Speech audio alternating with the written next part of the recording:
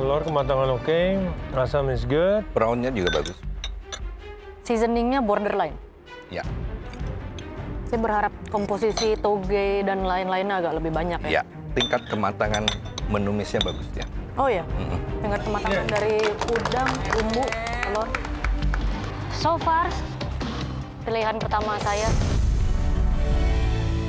prawn chili garlic noodle.